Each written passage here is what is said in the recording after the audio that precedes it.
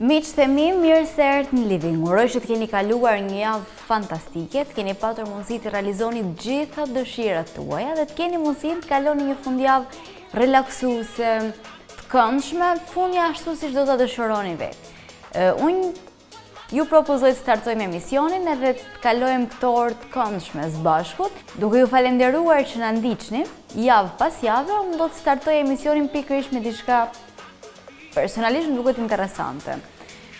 Nuk jam as pak qeflije e lakrës për ta ngrënë, edhe realisht nuk do doja që ta shikoj as në shtëpi se më kujtohet ajo era që më bane shumë probleme tjerë që mund as pak nuk më pëlqejnë. Dhe me shka më kuptu, jo vetëm mu, po edhe shumë persona tjerë ishte për shembull era një ndër problemet kryesore që i shqetësote, po edhe shija nuk i pëlqente. Megjithatë gjërat nuk janë asnjëherë ashtu siç duken. Sepse nëse nuk doni ta konsumoni lakrën si ushqim, atëherë mund ta përdorni si diçka për të qetësuar dhimbjet, si ilaç, më saktë, e trupit tuaj. Unë ju thoj që ndiqni insertin, edhe momentin tjetër që keni ndonjë problem me dhimbjet nëpër trup, mund të drejtoheni lakrës. Kështu edhe nuk do çka kam sot më dha. Kështu edhe nuk do detyroheni ta konsumoni se pjesën tuaj do e përdorni për të shëruar dhimbjet që ndjeni. Ndiqeni.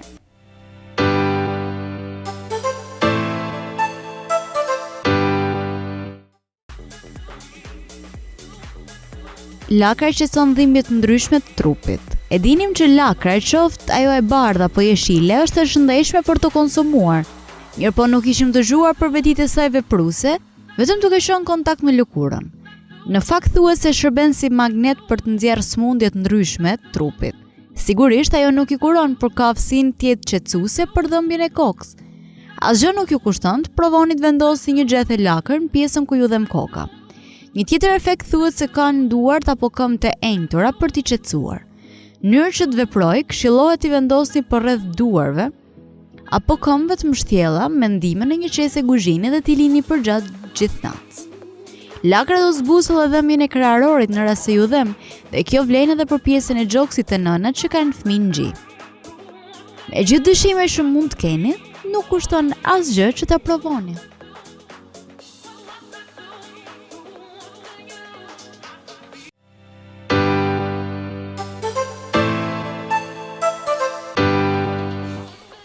Buzëqeshja është një nga aksesorët më të bukur që një person mund të ketë, edhe natyrisht, mirë po shpesh herë bashkë me buzëqeshjen vijnë edhe ca detaje shumë interesante. Për shumë piktor, për shumë fotograf ata janë shumë të bukura, po njerëzit zakonisht nuk para i dëshirojnë fytyrën e tyre. Bëhet fjalë pikërisht për shembull momentin që qeshni dhe formohet një tip grobëse, këto të mjekra. Njerëzit që e kanë nuk e duan, po ata shpjegojmë një herë se cila është domethënia e kësaj? Ndiqeni një insert.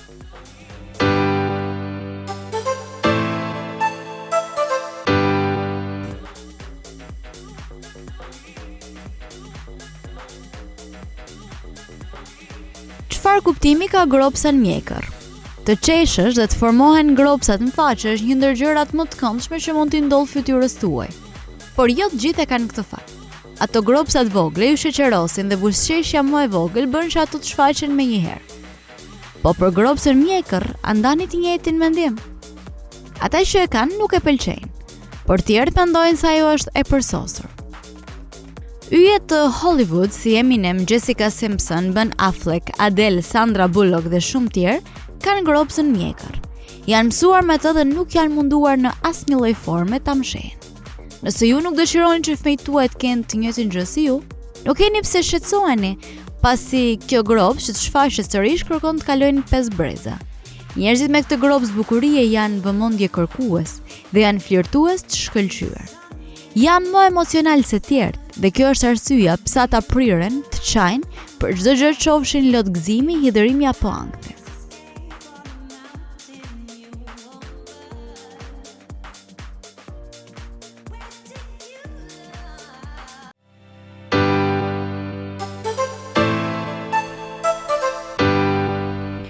Në Nëse përmendim problemet që Stina e Verë sjell, me siguri pjesë më të madhe do të shkojnë në mendje për shembull djegja, lkurs, djegja e flokëve, edhe probleme të vogla ndoshta. Po sikur t'ju them se bashkë me ardhjen e verës, një nga smundjet më problematike është pikërisht edhe hipertermia. Po, nuk e them unë, po e thot inserti që ju do ndiqni.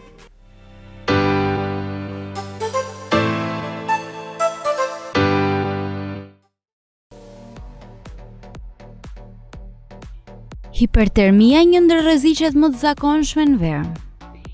Hipertermia është një grup smundjesh lidhura me nxehtësinë që variojnë nga minxehja deri në goditjen nga nxehtësia.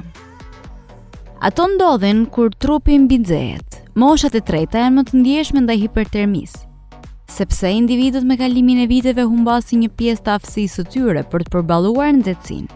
Smundjet kronike si smundjet e zemrës, qarkullimi i doptë dhe obeziteti mund të paksojnë aftësinë e një individi për të vetë ulur temperaturën e trupit. Disa mjekime si ato për hipertensionin arterial, smundjet kardiake dhe depresionin ndikojnë gjithashtu në aftësinë për t'ju kundërpërgjigjur nxehtësisë. Individët e moshës së tretë që vuajnë nga spazma dhe shenjat fillestare të mbinxehjes, si djersë e shtuar, dobësi, marrje mendsh apo të përzjera, duhet të drejtohen tek mjeku. Për të parandaluar smundjet e lidhura me nxehtësinë, duhet të eliminuar qëndrimi apo aktiviteti fizik jashtë, gjatë orëve të nxehta ditës. Gjithashtu duhet qëndruar në ambiente të majër të kondicionuar. Konsultoni me mjekun tuaj për sasinë e ujit që duhet pini. Nëse më parë ju kanë rekomanduar të limitoni marrjen e lëngjeve për arsye të çrregullimeve si insuficiencë kardiake kongestive, smundje renale apo hepatike.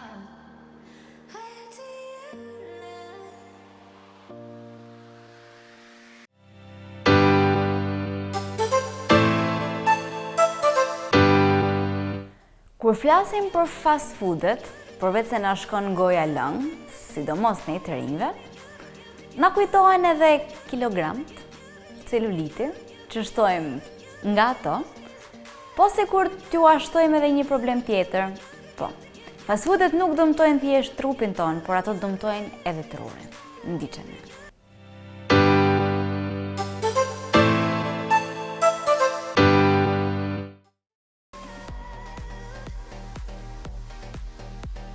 Ushqimet e shpejta dëmtojnë edhe trurin. Nuk është ndonjë sekret i madh, është thënë mijëra herë që konsumi i shpejtë i ushqimeve të shpeshta, të skuqura janë në dëm të shëndetit tuaj fizik. E reja në këtë që po ju themi, është se mund t'jejnë në dëm edhe të shëndetit tuaj mendor. Kërkimet e fundit janë rezultati një ndjekje 3 vjeçare që ju bë adoleshentëve të moshës 14 vjeç derisa janë bërë 17. U pasa ata që konsumonin vazhdimësisht ushqime të shpejta, patate të skuqura, mish, pul e skuqur, si dhe pije me gaz e sheqer, kishin reagime më të ngadalta, vëmendje jo të mirë, kujtese aftësi për të mësuar më të keqe se sa pjesa tjetër e grupit, e cila ishte ushqyer me fruta dhe perime. Performanca e këtyre të fundit ishte shumë më e mirë. E dim që nuk është gjithnjë e lehtë të prishim çefin fëmijëve, duke mos i kënaqur me gjën që ato duan të konsumojnë, por do të jetë më mirë për ta nesër. Ndihmojeni të paktën në shtëpi duke u ushqyer shëndetshëm, sepse përveç ushqimeve të shpejta, edhe ato që mund të hanë shkolla kopshte mund të mos jenë të mira.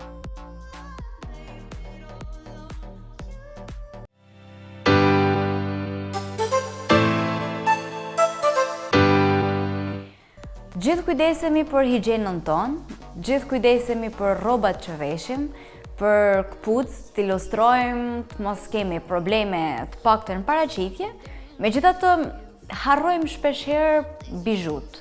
Bijut që mund vlejnë ndoshta edhe më shumë se vlera e tyre monetare, sepse mund të jenë të dhuruara, të trashëguara. Ja se cili është veprimi jon i përditshëm, i cili është një dëmtim shumë i madh për bijut tona. Ndiqeni.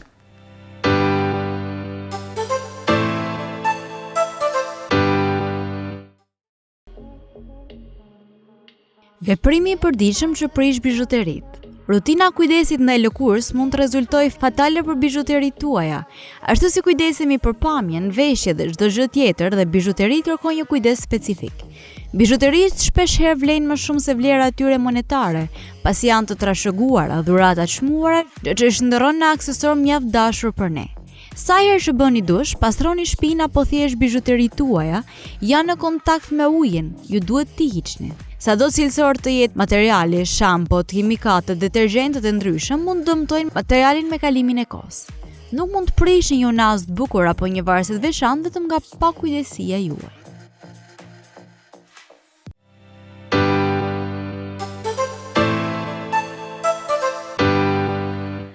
Shpesh në living kemi trajtuar tema që në vërtet janë gjithmonë nevojshme për të sensibilizuar njëri tjetrin, cilat janë ushqimet që duhet edhe nuk duhet konsumojmë.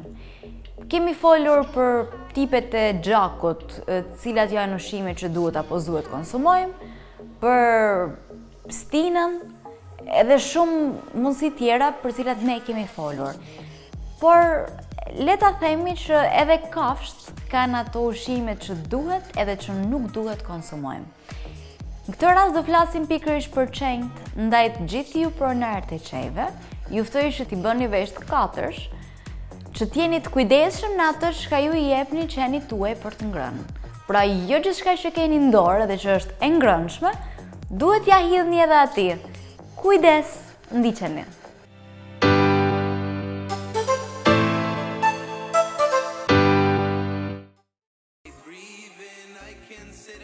Çfarë një qen duhet apo s'duhet ha?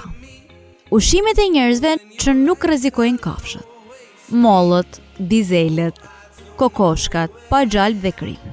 Karrotat, patatet e ëmbla, kungujt e verës, kungujt e dimrit, kubat e akullit, marulet e boronicat. Çepët, hudhrat, çepujkat dhe prasin. Sasia e vogël e hudrës që gjendet ndonjëherë në ilaçet e qejve nuk është e dëmshme për ta. Por nëse një qen apo mace konsumon një sasi të konsiderueshme, për shembull një pjatë qepsh apo prasi, mund të helmohet. Edhe golltitja e një sasie e tillë me hudhra mund bëhet e rrezikshme. Hudhra që dikur konsideroheshin si ilaç shtëpie për zhdukjen e pleshtave, është vërtetuar se nuk kanë asnjë efekt tillë. Këto parime mund të shkaktojnë shkatrimin e rruazave të kuqit të gjakut dhe si pasojë edhe anemin. Macet dhe qentë e racës japoneze si Akita, Shiba, Inu e tjerë janë më të ndjeshëm ndaj tyre. Majaja e bukës. Brumi i përgatitur në shtëpi ose i blerë në dyqan që përmban maja dhe përdoret për bukë, si mite e tjerë, kur është i papjekur mund të shkaktojë edhe probleme te kafshë që e konsumojnë. Alkooli. Përveç se në pije, alkooli mund ta gjejmë edhe aty ku nuk na e pret mendja. Kekët me përmbajtje rumi ose ëmbëlsira të tjera të papjekura, të cilat përmbajnë alkool, mund të shkaktojnë helmim te kafshë pejake. Edhe sasitë e vogla të alkoolit mund shkaktojnë probleme serioze, kërcënuese për jetën, veçanërisht tek qenë dhe macat. Ushqimet me përmbajtje yndyrore si xhalpi, vaji, mishi, çokoladat mund të shkaktojnë probleme me pankreasin, veçanërisht tek qenët. Disa raca, sidomos të qenjve të vegjël, janë më të prirur për probleme me pankreasin sesa racat e tjera. Misri. Një ushqim tjetër i rrezikshëm për kafshët tuaja janë edhe kallinjtë e misrit. Ndonse toksik, ato janë të ndues dhe të shijshëm për kafshë shtëpiake, por janë të rrezikshëm sepse nuk kalojnë tërësisht në traktin intestinal, duke shkaktuar një kapllëk kërcënues për jetën.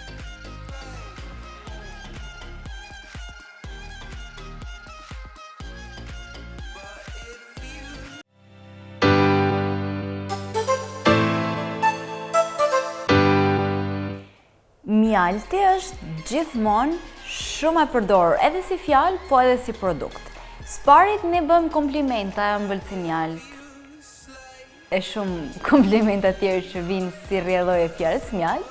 E konsumojmë kur kemi probleme me grykën, e konsumojmë për të ëmbëlsuar, ja hedhim ëmbëlsirave, ja hedhim shumë produkteve tjera ushqimore. Mirë po, mjalti ka edhe disa përdorime tjera.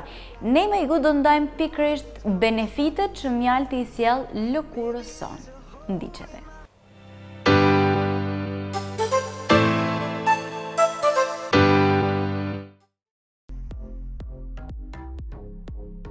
Çfarë i ofron mjalti lëkurës suaj?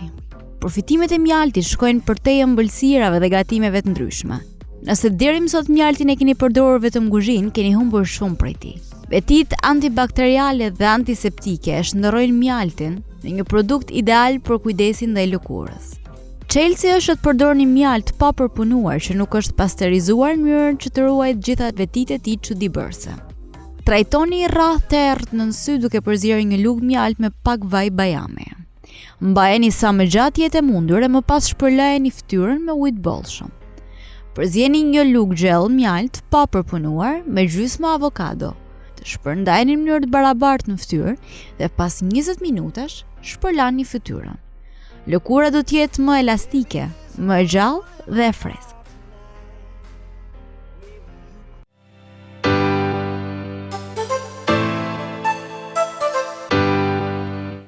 Unë ju falenderova që në fillim të emisionit që na ndiqni dhe që jeni miq kaq të mirë të Living. Po gjithë bashku besoj se duhet bëjmë edhe 2 falenderime tjera. 2 të paktën të cilët janë kryesore dhe që nuk mungojnë asnjëherë në emisionin tonë. Spari, falenderimi i parë shkon për për kë shkon? Dihet. Për mbretëreshën e cilësisë dhe të stilit, Parukeri Arbën, e cila kujdeset çdo javë me shumë dashuri edhe për kujdesje për mua. Falenderimi 2 shkon gjithashtu për stafin e Star Plus, i cili është vërtet i palodhur edhe punon orar pa orar, festa pa fest, shi apo diell, për transmetuar tek ju gjërat më pikante. To ishin falenderime që unë si Ketlin kisha, por ju ftoj që ndiqni disa çaste publicitet për ca promocione tjera.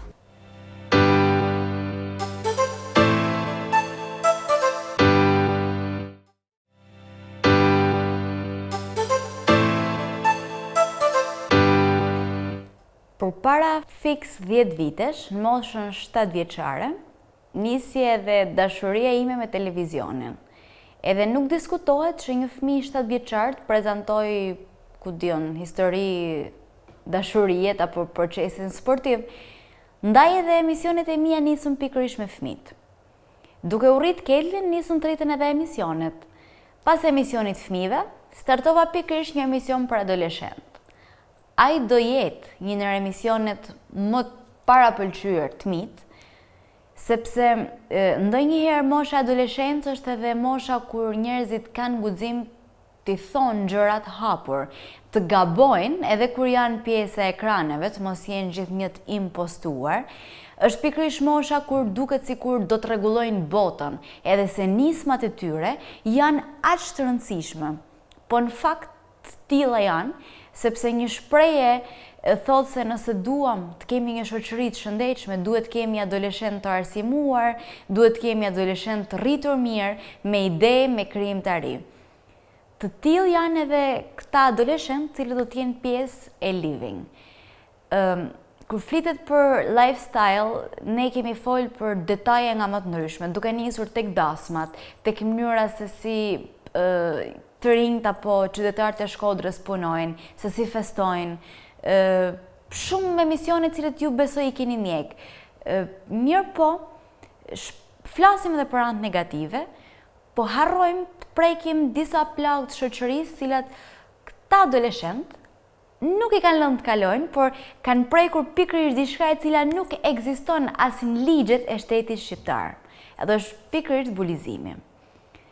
Unë ju ftoj që ndiqni insertin edhe shihni se si ta të rinj, përveç se më vjen mirë që janë të ndërgjetësuar edhe e shohin si diçka problematike, kanë marrë përsi për diçka vërtet me rëndësi, edhe nuk është thjesht dritarja e Living ajo që do të jetë e hapur për ta, por ata kanë kërkuar më tepër, kanë kërkuar edhe të shkojnë në Kuvendin e Shqipërisë, atje kanë takuar edhe zonjën Misila Doda, po përpiqen të hartojnë edhe ligjin i cili është premtuar se do të realizohet. Unë nuk do zgjata më tepër, kam shumë dëshirë që pjesë e Living t'jeni të gjithë ju, ndaj unë ju ftoj që ndiqni insertin edhe me shumë krenari, le të ndjekim nismën e këtyre të rinjve. Ndiqeni.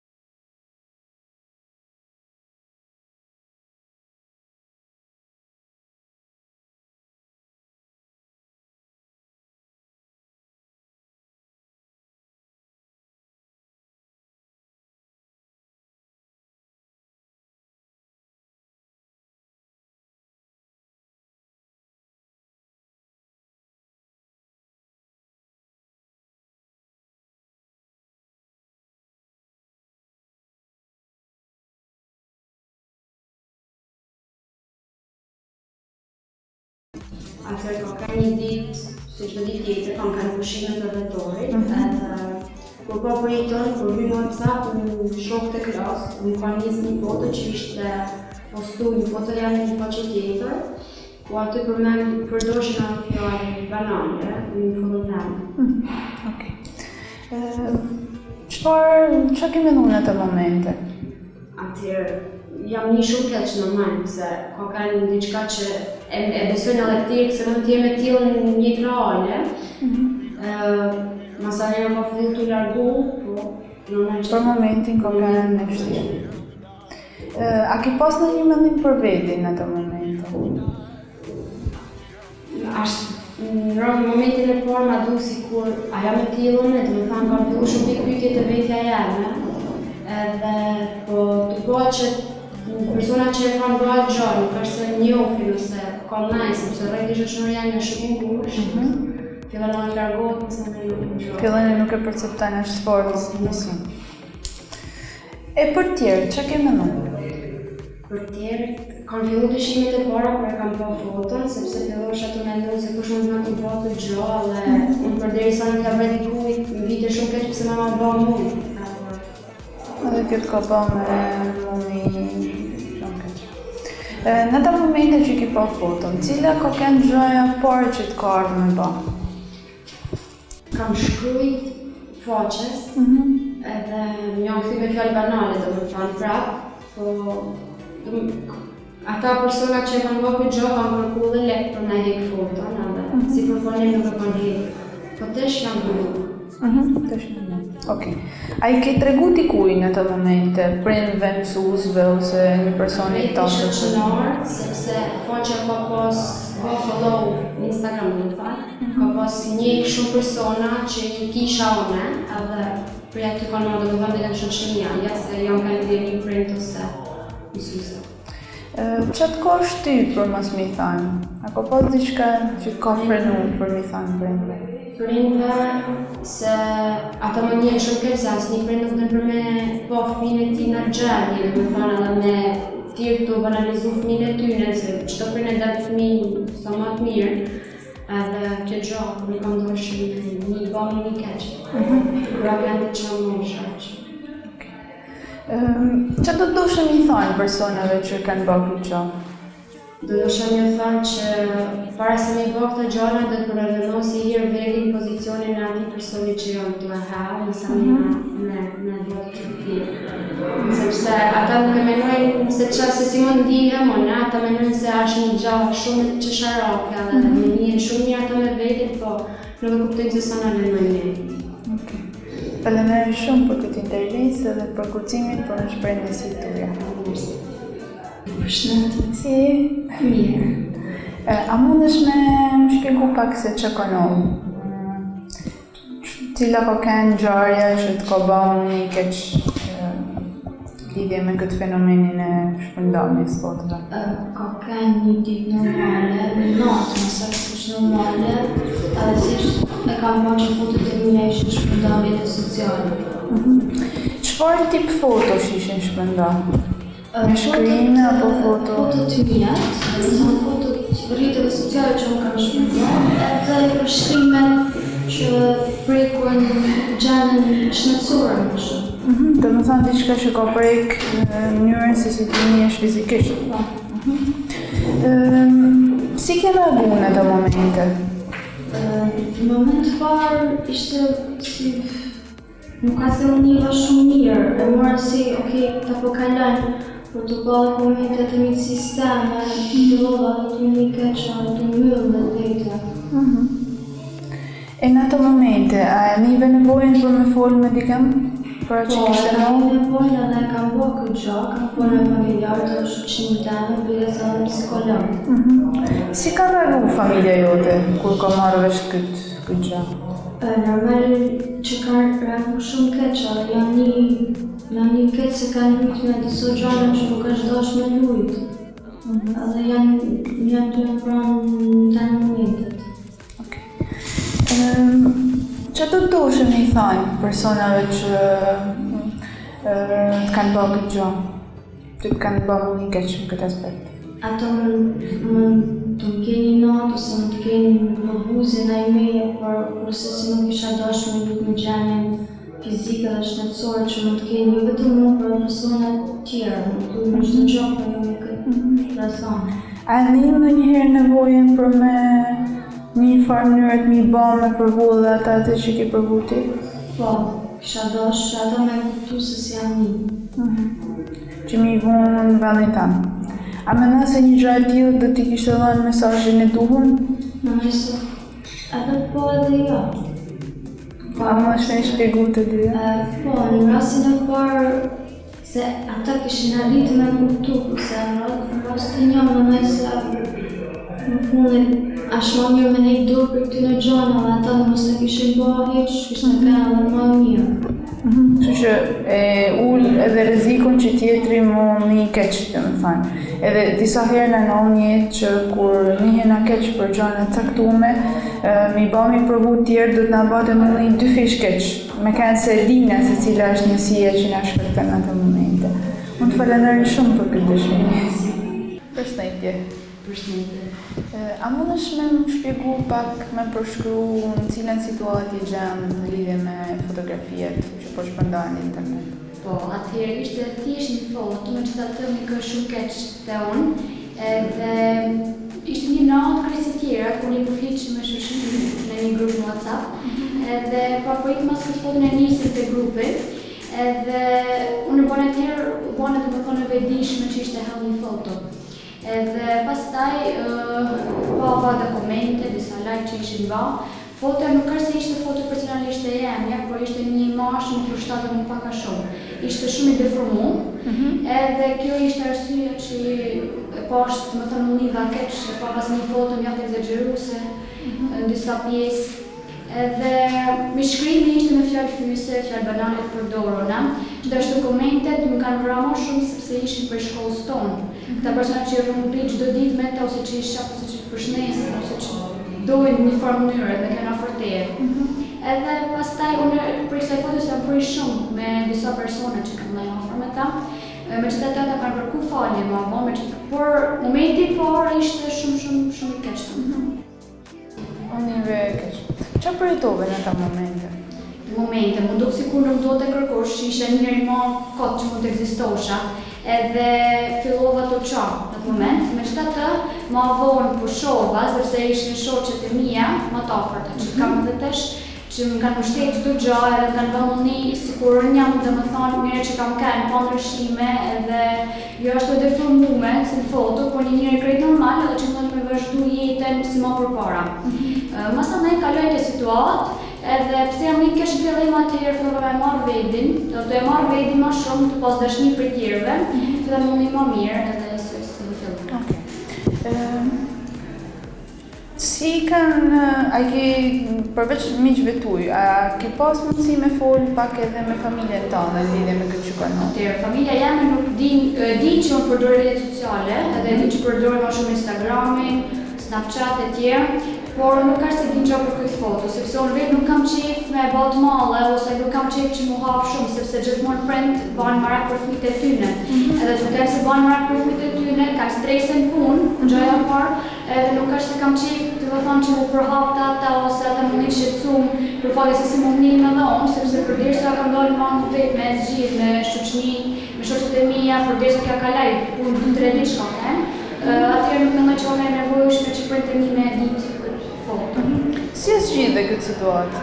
Si u zgjidhe? Fotoja nuk është hek, ekziston edhe sot, por faqja s'u bën e blok nga start e klasës teme. Dhe me nga blok e faqja nuk ishte më like shumë, masnej pas kësaj foto se hallën shumë foto tjera. Edhe kjo nuk është se ka pas shumë like, domethënë u harru në çfarë mënyret, edhe fillon e tonë e marrë në farloje, të që pas me dharën në cinë e duhur, që të mos më ba sikur t'ishte diçka si buje malla, Që do të doshem i thënë personave që kanë bërë këtë veprim kërcitje? Unë gjëja e parë që kam bërë, ka kënë që kam qa, dhe nuk është e drejtë që me qa, sepse nuk mund bëjnë kërkush me qa për vetëm për një foto, edhe nuk është e drejtë që ti me shprej një njërë të rishtushme, duhet më bëjë fort, duhet me ditë se rëndësin tane, sepse kërkush të din rëndësin tane, kur ti nuk e din vetë atë dhe nuk e miraton këtë rëndësin. Edhe thëmë që nuk duhet mundiku për fjallëve tjere, por me mundiku për të në personave që dojmë me tamam, dhe me thonë që të rinë afër çdo ditë dhe ja vetëm kur ke nevojë. Edhe në këtë është, dhe me thonë, bazë këtyre gjanave mund të jesh një person krejt rregull me vetin, edhe mos ke shqetësime, dhe pse mund bajnë tjerë shumë gjana në të rinë. Faleminderit shumë për këtë mesazh të fuqishëm që na ke dhënë këtë moment.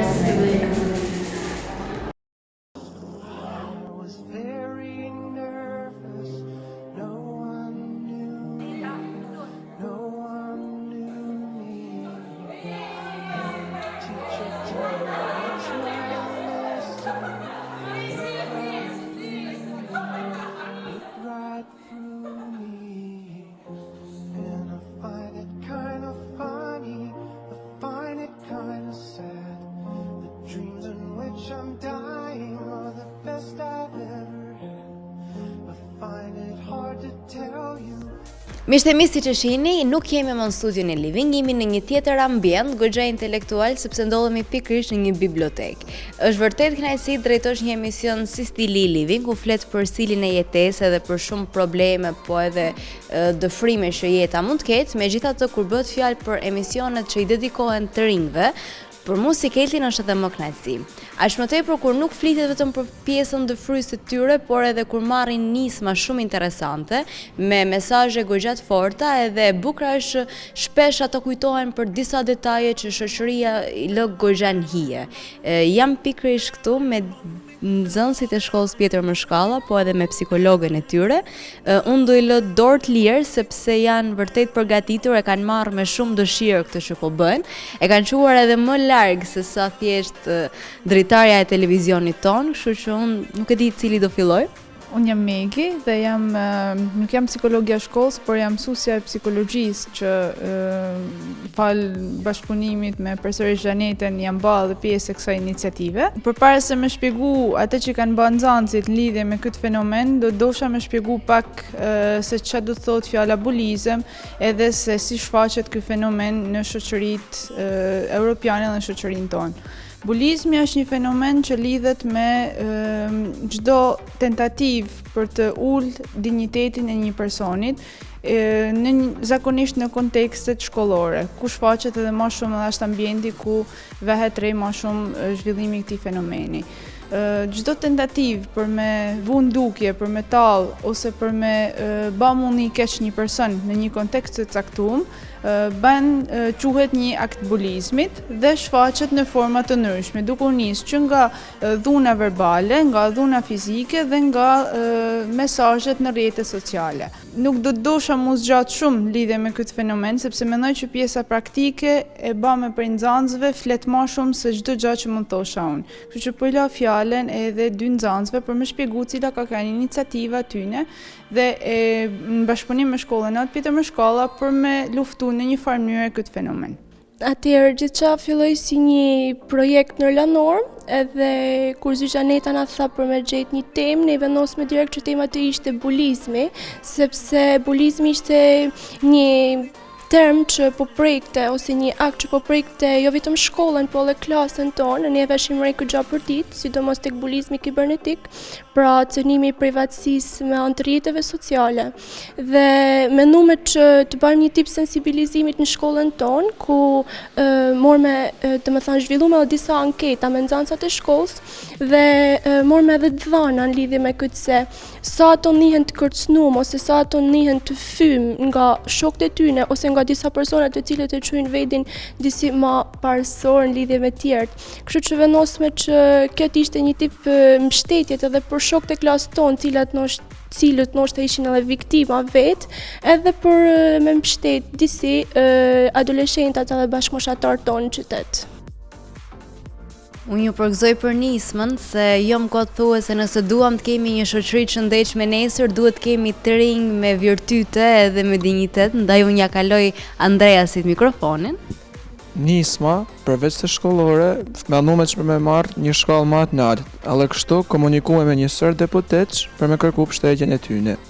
Deputetja që na dha mbështetje të pakufizuar ishte Mesida Doda, e cila tha se ishte krejtësisht e gatshme për me na dhënë mbështetje për nismën tonë. Kështu që da me një apuntament me te, shkuam në Tiranë, në apritit e Kuvani, edhe ajo tha se ajo ishte kryetare e grupit parlamentar të gjitha grave deputete. Edhe kështu që ajo mujtë me siguru votat që ky Sidiq me kalu.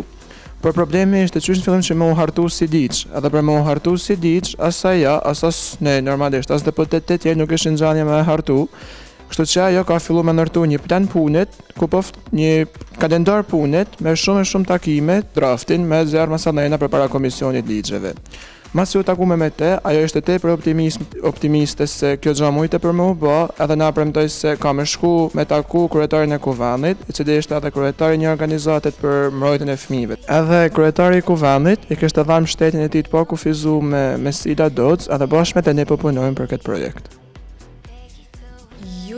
Edhe drejtarin e emisionit tim edhe të Star Plus do ta keni gjithë një të hapur nëse merrni nisma kaq interesante, kaq të nevojshme ndoshta për ambientin ku ne jetojmë, se vërtet po vihet të re edhe po e anashkalojmë, duke mos ditë ndonjëherë edhe t'i japim shpjegim se çfarë situatet po kalojmë. E bindur se bulizmin për herë të parë ndoshta shumë njerëz e dëgjojnë si term. Faleminderit.